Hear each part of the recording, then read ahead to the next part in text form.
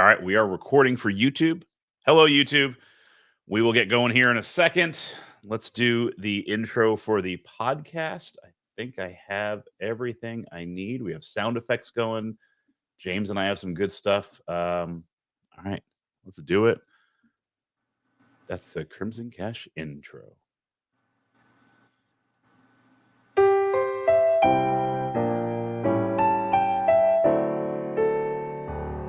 You're listening to the Back Home Network, presented by Home Field Apparel. All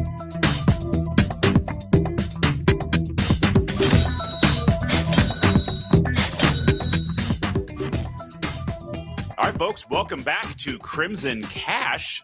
Scott here with you. Super excited.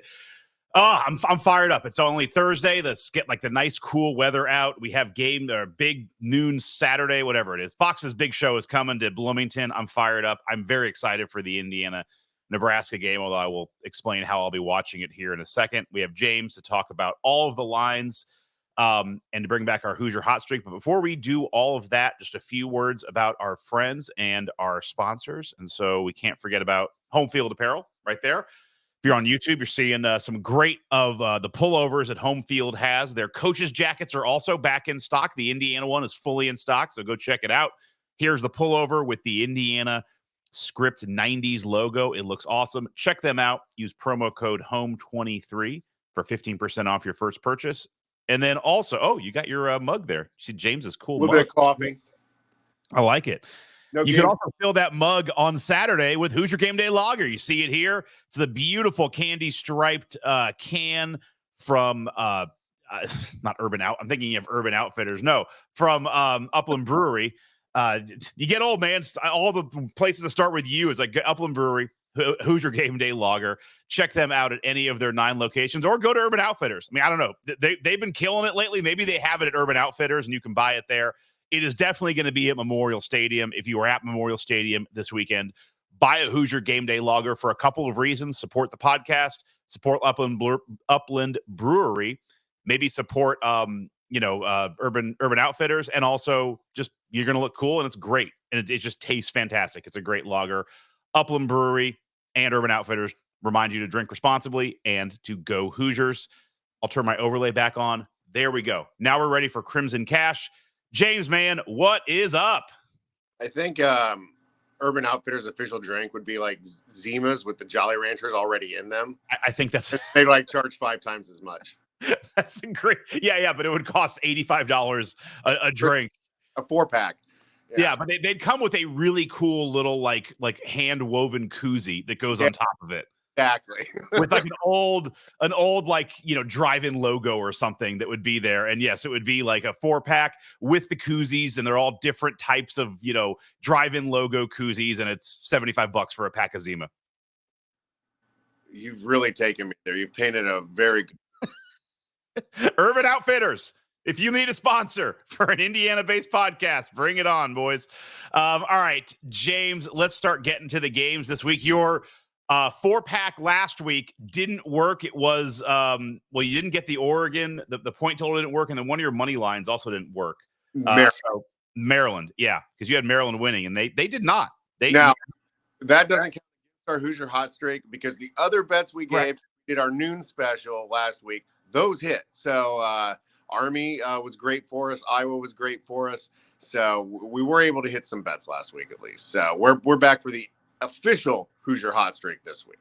We are, and I'm ready. I have it loaded up. But let's start with our first game of the week. We are going to save Indiana for last. We are going to go to West Lafayette. By the way, we're adding songs for every team when they're playing at home. So we have a couple that we still need songs for. So if you want to throw it out there, feel free. But this is Thomas the Tank Engine because we are in West Lafayette, where Oregon is coming in to probably kick the living shit out of Purdue. But Purdue is a 29-point underdog at home. I want somebody out there on the internet somewheres to figure out a way to superimpose Sir Topham Hatt into Purdue Pete. That'd be great. This was the 27.5 points this morning. So we a line jump here to go over 4 touchdowns. Okay. Here they have a common opponent, actually, and it's not a conference opponent. They've both played Oregon State this year. Okay. And Purdue got run off the field 38-21, and Oregon beat them 49-14. So if we're looking at, what does that mean, right? Is Purdue going to cover 4 touchdowns at home? Since it's over 4 touchdowns now, I'm tempted to take the points because I think Oregon's probably going to have a bit of a letdown after their big win against Ohio State. Although letdown or not, they could probably cakewalk to a 4-touchdown victory. So that 28 number is real key here. I'm going to stay away from it because that sounds a little tricky to me. So I'm going to stay away from it. I think Oregon probably does cover 28. Will they cover over that? Maybe, probably, but I'm not confident enough to bet that. So I'd probably sway towards more taking the points if you're going to get like 29.5. If it goes over 30, I mean, take Purdue. I know they're shitty, but I mean they put up a bunch of points last week against a also not great Illinois team. So I don't know. Maybe they're not as dead in the water as we thought, but that might be more of a conversation to have about Illinois. Yeah, 30 points is a lot. All right, next up, we're going out to Piscataway. We're going to New Jersey. UCLA 1-5. Maybe they're not good. It's still a good road win at the Rose Bowl, but UCLA is coming in, and Rutgers is only a 4.5-point favorite at home. Rutgers has put up in their last 2 games 7 points and 7 points. UCLA has been giving up points in bunches, so we really got. We're going to figure out what's going to happen here. We got an over/under 41. I kind of like the under here. I think that's probably the best play on this game. But I also think that Rutgers will cover that 4.5. You've got the cross-country thing, which still seems to kind of be a thing. Right. Big Ten. And so I think Rutgers probably covers. I think it's a low-scoring affair, and I like that under 41. Okay. Next up, we have gotta turn it up for Wisconsin going to Northwestern. I need to like triple up that cat sound. We need more of you doing the cat noise.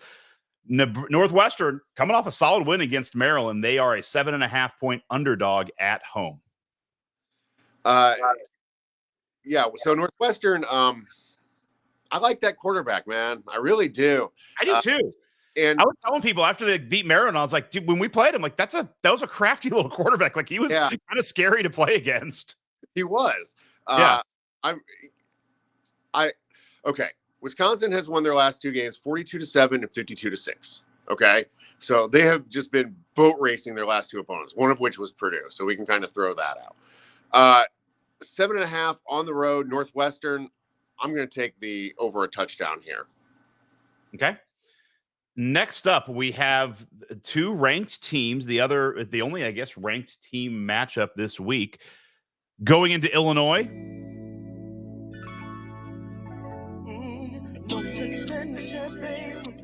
This is your call for Illinois. I like this. So we have the Wolverines, Michigan, going into Illinois, where there is no sex in the champagne room, so says Chris Rock. Illinois is a 3.5-point underdog at home. Lots of home dogs this week. And we have a total on this game of 44.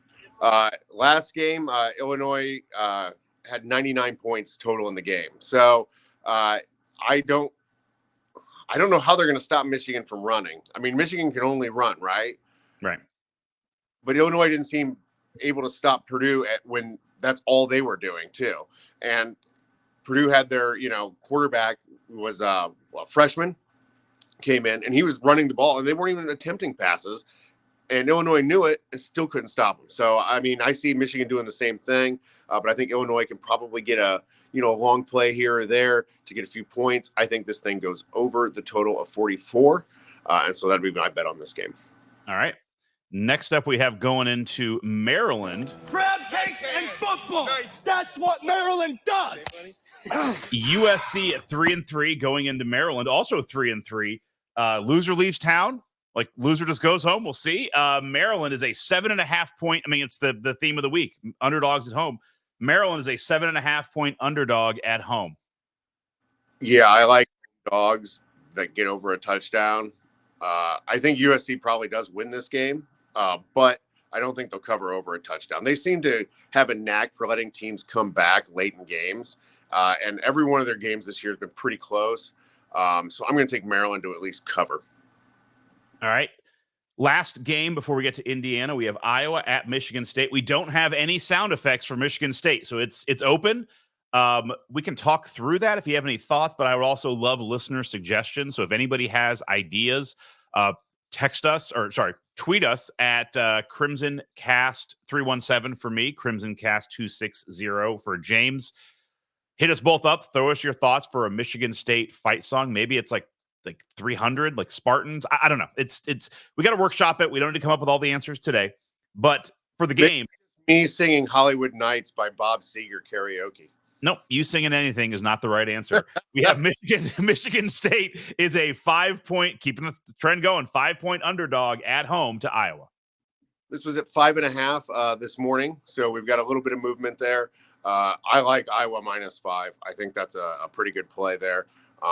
They looked pretty good against Washington, and even though Michigan State's coming off of a bye, I still like that it's under a touchdown here, and so I would take the Hawkeyes.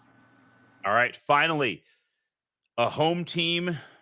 Us and Rutgers are the only two non-home teams that are not underdogs. Get used to that. Nebraska coming in at 5-1. Indiana 6-0, 16th ranked in the land. Indiana is a 6.5-point favorite at home at a sold-out Memorial Stadium, with an over/under of 51 on the game too. So you are correct. We're looking at that. I'm a homer, so I'm going to take the Hoosiers to cover. Hell yeah. That's what I'm going to do.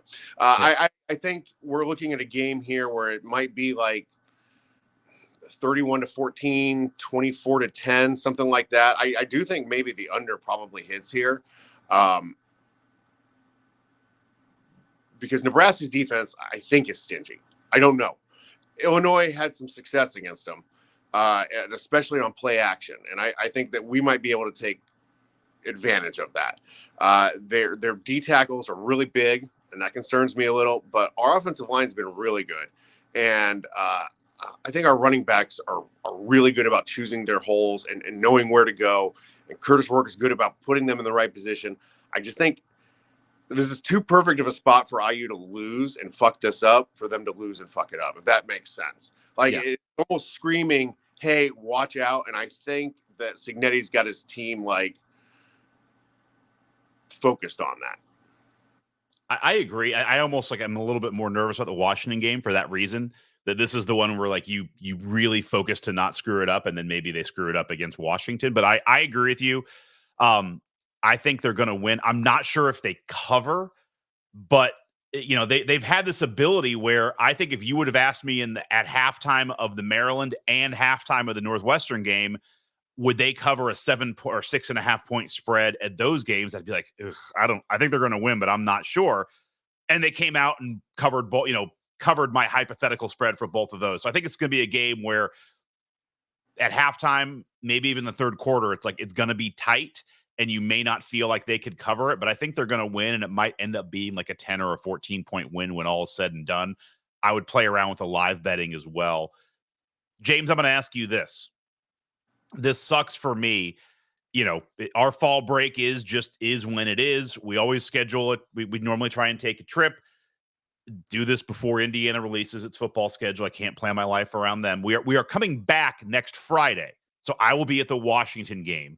I knew I only wanted to miss one Saturday. It just happens that we're missing this Saturday. So we are flying out, going to the Dominican Republic, which should be fun. Although there's a tropical storm that might be hitting. So we'll see. Flying from Baltimore to the Dominican. The flight leaves at 11 o'clock in the morning. We're flying from here to Baltimore at 6 in the morning. But obviously I'm not leaving out of Baltimore. It's on Southwest. So they have Fox. I'll watch up until we land. That won't be the end of the game. So here's the question I have for you. Do I try and catch it on Wi-Fi at the airport in Dominican, going through customs, then wait till I get to the resort? Or do I just watch as much as I can on the plane and then turn my phone off and just go radio silent until we get to the resort? And then while my wife we'll probably, like, while we send the kids to the beach, we just sit there and watch the end of the game, not knowing what's happening? Or would it be tough because everyone's going to text me? Like, how do I handle this? Here's what I'd do. I would try and get some Wi-Fi if available, but you don't need to watch it. Get a radio broadcast of it. Listen to Don Fisher call it the game. Okay. That's my play. When I had to take my son on his college visit and missed that one game, that's what I did. I found it on my phone on the radio. And so I just listened to the radio call on my phone. So what app did you use for the radio call? Safari. Okay. I just pulled up my webpage and I just Googled IU on the radio. It was some local station out of I think. Okay, and they have like a live stream browser or something that's pulled up. Live stream browser. Just played that and listened to the radio play-by-play. It's a great way to listen to a football game too. No, it's actually, that's a great idea that I hadn't thought of, because more reliable and easier than trying to find the broadcast somewhere or getting, I think that might be a little more difficult unless there's a bar in the airport. And you could talk to your wife. Well, so I have YouTube TV, so I can pull it up on my phone easy. Like, okay. I can get the broadcast, not going to be a problem. Oh, okay. Because YouTube TV is like, as long as I have Wi-Fi at the airport, and then, I mean, I can do it I have the international plan on my phone, so I could pull up the YouTube TV. What I was concerned about is, you're going to be hustling around, like, and in customs, they're not huge fans of, or in, passport checking customs, they're not huge fans of you having your phone out. Like, there's a lot of signs, like, can't have your phone out, so I don't want to be there sitting there watching the game. And it's also like, you're getting bags, you're not sure where to go. Like, I like your idea that maybe in the interim, when it's not available, I just have an earbud in and listen to the game. Because my thing is, like, if I go radio silent and then wait till I'm at the resort and then try and watch the second half on the beach, I know if I pull my phone up the minute I hit Wi-Fi or turn it back on, I'm going to have a ton of texts one way or the other. Yeah, you're not going to be able to successfully avoid information on the game. So, yeah, I mean, look, we all know Don Fisher's like the Pablo Picasso of, like, play-by-play. He's going to paint a beautiful picture for you of a homecoming football game. Enjoy that part of it. That would be the way I'd go. I think you're right. I like where your head's at. I think that's what I'm going to do. So that is how I'll be watching the game and how I'll be enjoying it. I'm bringing a mic with me, so hopefully I can do a Crimson Cast with Galen on Sunday. And then you and I will figure out what we're doing next week, because I will be in the Dominican all week. But if I can break away, if the internet's good, I'll break away for 20 minutes and we'll do this. Although I'm not sure we'll have all the same production, but we shall see. We're definitely going to have the soundboard. I'm not going to travel that with me. All right, man. Last week didn't count. You have not missed a Hoosier hot streak yet? Yeah, it's pretty simple. I win. Google me. And that's the same thing as you, man. You just win. Google James. He wins. You have won the first Hoosier hot streak. You won the second Hoosier hot streak. I need to know, because I'm not going to be able to live bet in Dominican, so I got to bet before I leave. What is our Hoosier hot streak? So you've won 2 in a row, so now you have to add a 4th game. You got to have the Indiana game somewhere in there, and you've got to add 3 other Big Ten games. Let's do it. All right. I have been chastised for sometimes getting a little creative with my alternate point spreads and everything. So we're going back to the original premise of the Hoosier hot streak. I'm giving you 4 money line winners here. Okay. So just take them straight up on the money line. We're going with a real easy one to get our parlay started. Oregon to beat Purdue. Not great odds, but it's our 4th leg, and we're just going to toss it in there. We're going to take IU to win, obviously, and we're going to take Rutgers and Iowa as well. Okay, I like it. What does that pay out? That pays out plus 233. Pretty good odds there. Okay, I like it. If you're watching this on YouTube, you see the Hoosier hot streak right down there. You can pull it up and see it. There you go. All right. I hope we get it going. I was thinking about this too. You're on such a hot streak. We got 4 in a row. If we get this right, we go 5 next week. There are 1, 2, 3, 4, 5, 6. There's 7 Big Ten games. Like, there's a reality where if you are just hot for an entire season, we may run out of Big Ten games. I think that should be a goal, one season, to get you to a point where there's no more Big Ten games you can pick. Well, then you essentially had to pick every single game correctly, in the Big Ten. So if we get to that point, then we'll be feeling pretty good, even if we lose, because we would have made a lot of money up to that point. So I think at that point, then if we have to add another game, if you've kicked your coverage and you have so many, like you win, week 7 and you have to pick 8 games. There's not 8 Big Ten games. I think we then have to add a team that has an Indiana tie. So whether it's like Sorsby at quarterback or, DeBoer coaching Alabama, I think that would be the way we would solve that. Is you got to just pick a team that has some kind of tangential Indiana tie. We'll cross that bridge. Well, at that point, we will have won so much. That's like 8 straight winning weeks. Like that 7-team parlay is going to be like a plus 10,000. So as we get all there, we're good to go. Do you have anything else college football? I got a couple basketball NBA things I want to run by you, but do you have any other college football thoughts before I go to NBA? Just in general, we were talking about listening to the radio broadcast, Fort Wayne, as I have most of my life. We didn't always get the games up here on television. I mean, before Big Ten Network, we rarely got IU games up here. We would have to listen to the radio call. So there's just something kind of nostalgic about it for me that I've always enjoyed. And I will be watching the game from Fort Wayne. I won't be going to another one till the Michigan game. That's the next one I have tickets for. But I will be at a barbecue and enjoying some chicken wings and rooting on my Hoosiers. So. Okay. I like it. I had a couple NBA things I wanted to run by you that are also kind of Big Ten related. So I don't know the odds here. I was trying to pull it up. I haven't bet it yet, but one bet that I like is I like Zach Edey for Rookie of the Year. Oh, you're already taking it? Okay. Yep. I took some of my winnings from the IU season total over under and put it on. It was 5-1 odds. Zach Edey Rookie of the Year. Okay. I think when you look at like the championship odds right now, the Celtics are plus 310 to win it all. I think that's a silly bet, but what I am going to bet is I think the Celtics will win the East. So then it's like, all right, can I just connect that with the correct winner on the West? So I'm going to put money, and I haven't looked at these odds yet. I should have. This is just more, I'm just thinking out loud, but I'm going to bet on a Timberwolves Celtics finals along with a Thunder Celtics finals. So you're getting a little bit of a juice by picking the Western team, but it's also kind of a hedge on picking the Celtics to, win it all, but at least make the finals. No Denver in there, huh? No, their team is awful. Jokic is great, but the team around him is not good. All right. I also, I was listening to a preview about this. I don't know the odds, right? It's just the Action Network only has, I was going to pull it up as I talk. The only futures they have are the NBA championship futures, which is like, thanks, super helpful. Yeah. They don't have the end of the MVP odds, but I was hearing that like Devin Booker for MVP is like 100-1. I don't know if that's right. If that's the case, I'm going to take at least $10 on that. I'm not sure he's going to win, but that's if the Suns end up having a great year and he does really well, he'll be high in the MVP candidacy.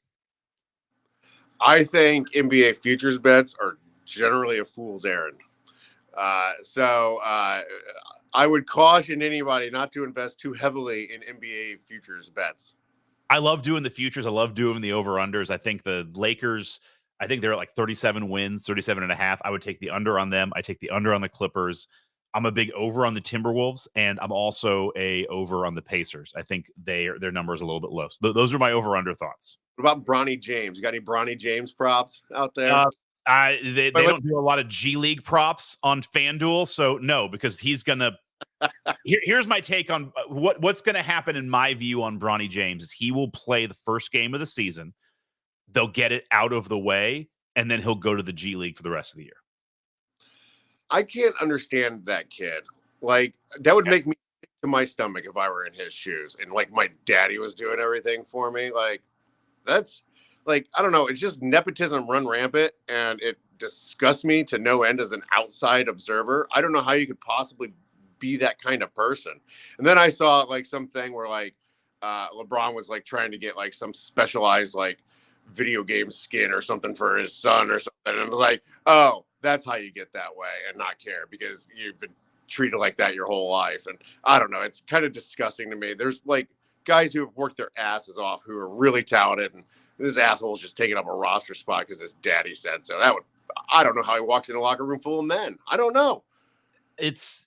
Those are all true. I mean, it's the last roster spot. And again, he'll probably be in the G League in 2 weeks. Where I do think it's funny is mean, this is the Indiana ties. Jalen Hood-Schifino is on the Lakers, and come middle of the year, I just don't think the Lakers are going to be great this year. But this is a trend every single year. There will be trade rumors swirling around that team because that is the way LeBron, that's his mode of business. And what sucks is a guy like, Jalen Hood-Schifino, or I think Max Christie's still on that team from Michigan State the year before. Both of them are going to be in every single trade rumors, and Bronny James is not. And that's what's going to be annoying is if you're Jalen Hood-Schifino, you're trying to get your foot in the league or trying to make a name for yourself. You're going to just spend 8 months on the trade block, and that's a tough pill to swallow. Miles Turner spent years on the trade block, so it works out. Yeah, I mean, I hear you on the. I think it's tough for Bronny, his son. I think he's put him in a tough position, but I understand as a father, it's like if you could do this for your kid, it is pretty cool. Kid. No, I wouldn't either, but I understand the I want to make this happen. I think it's a cool thing. I understand LeBron's psyche behind it. The thing that I find funny is this happened this offseason. Bronny was playing in a summer league game, and there was some video of Jaylen Brown watching the game and kind of turned to his girlfriend and was like, that dude's that guy's a G League player. Or he said something like that. Like, that guy ain't ready for the NBA. He's a G League guy. But he didn't say it as a joke. He was just kind of saying what he saw. I just don't think he's ready for it. And everyone took offense. Oh my God, how can you disrespect LeBron? It's we're allowed, I will say, if you're going to be in the league, we're allowed to talk about you like every other player. And by the way, saying you're a G League player, that's not a knock. Yeah. You're still pretty effing good. You're guys in G League are better than anybody you've ever seen play basketball outside of the NBA. And by the way, I can think LeBron, I could think LeBron is the best player ever. I can also think his kid isn't good at basketball. Those two things can both occur at the same time. Just me knocking your son's ability to play doesn't mean I'm knocking LeBron. So I think some of that is a little bit overdone. And you see that in the media, people are really, really soft pedaling how to talk about Bronny because they don't want to piss off LeBron. I think that's kind of a interesting subplot. Yeah. But when radio stations start talking about it or the sports TV shows or whatever, I just turn the channel because I could care less about LeBron and his kid and the Lakers drama, considering I'm, in Northwest or Northeast Indiana. No, it's true. Well, and in the end, there's the Pacers just cut, I think, Kendall Walker Brown. I'm a huge Pacers fan. I have season tickets. I don't even know who it is. There's all of these guys who get, second round guys who get signed and then go to G League and get cut. And they have a 2-year deal. That is what he is. And very few of those guys ever hit. We're seeing one in Trace Jackson Davis hit, which is awesome.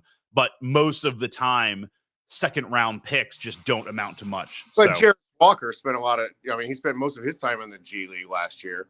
But I think they're planning on him being an integral part of the team, though. He's a lottery pick. He better. He just needed minutes, and he wasn't going to get them. So, the G League can be used for different things. For Bronny, he just doesn't have the skill set to play in the NBA. And I think that's why, he ends up there. So. All right, enough basketball talk. I started it, but enough of this. James, thank you so much for joining. I will talk to you at some point next week, or if we don't, we'll get the Hoosier Hotstreak out. There will be some kind of audio that I'll be able to put up next week. So don't you fear not, CrimsonCASH fans. There will be something next week. And they can always follow on X as well. CrimsonCast 260. That's me. He's CrimsonCast 317. You got it. All right, man. You couldn't have ended it better if I tried it myself, but I will try it myself. All right. For James, Scott, thank you all for listening. This is CrimsonCASH signing off. Post time.